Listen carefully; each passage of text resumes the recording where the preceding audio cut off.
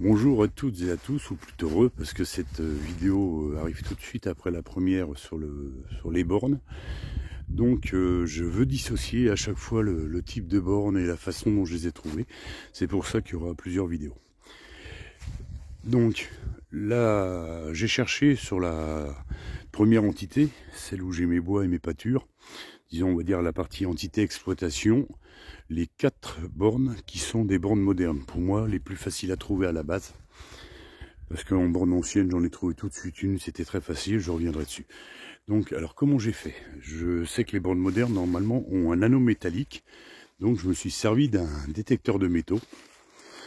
Donc, je savais que la borne était dans cet endroit-là. Bon, j'ai défriché quand même pour la retrouver, parce que vous voyez l'état de ronce.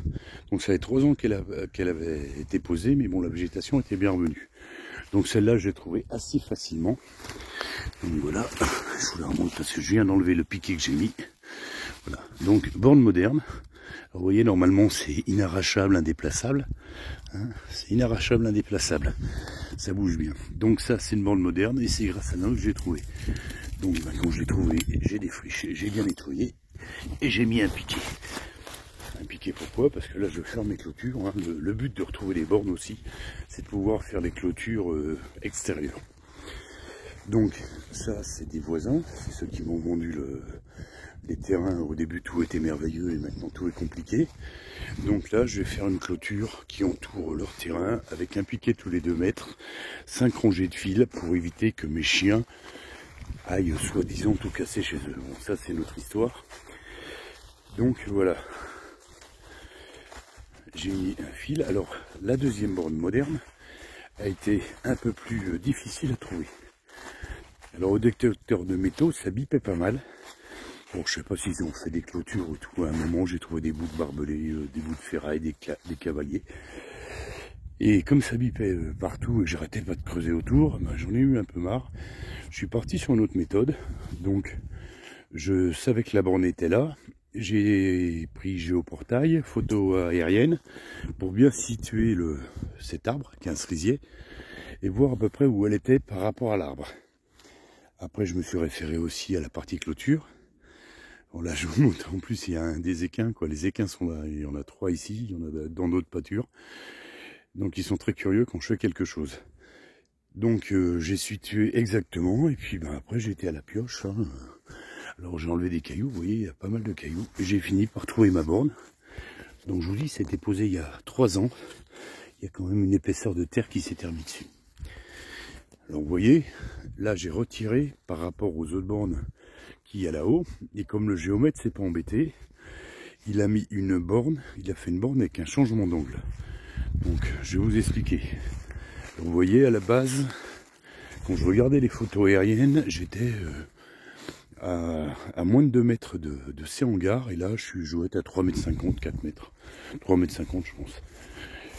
Donc ça c'est ce qui va me servir après à faire mon alignement de poteaux, de piquets.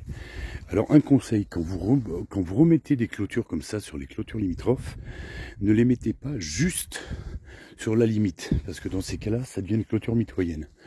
Vous les mettez un peu à l'intérieur de chez vous, pas grand-chose, 10 cm, comme ça, c'était pas une clôture mitoyenne. Ils peuvent pas s'appuyer dessus, ils peuvent rien faire dessus, ils peuvent pas mettre du barbelé par exemple, parce que la clôture est à vous. Après, vous voyez, ce genre d'arbre, je vais lui demander, je vais lui dire de couper les branches. S'il ne les coupe pas, bon, ben voilà, je couperai les branches pour poser mes piquets normalement. Après, si par hasard, parce que là c'est le cas, il y a des arbustes qu'il a plantés sur la mitoyenneté, c'est votre voisin, ça peut arriver, il n'y avait pas de...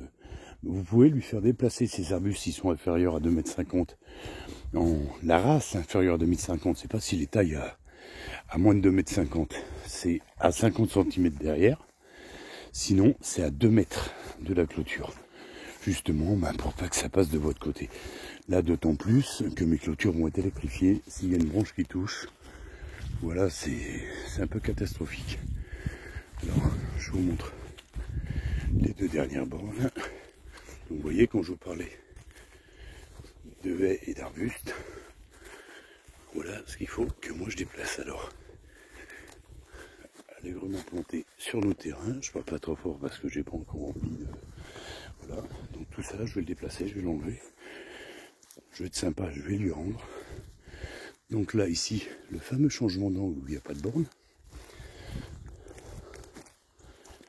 On continue, et là, bon, ces bornes-là, celle-là était facile à trouver, hein, elle était bien apparente. Donc ça a été un peu la borne aussi qui m'a permis de tout trouver. Et l'autre était recouverte sous les feuilles. Et là, vous voyez, je vous expliquerai comment je fais après pour trouver la borne ici. Alors ici, il y avait une borne. Et là-haut, il n'y a pas de borne. Là, au piquet qu'on voit au changement de direction. Donc là, c'est décamètre. Je sais que j'ai une distance de 9,50 m sous un azimut de 300 degrés. Donc boussole décamètre. Et j'ai marqué l'endroit que j'ai trouvé. Donc je vous ferai une démonstration boussole décamètre, comment je fais pour vraiment avoir les angles et retrouver les points tournants. Je vais vous laisser et je vais vous souhaiter une bonne journée.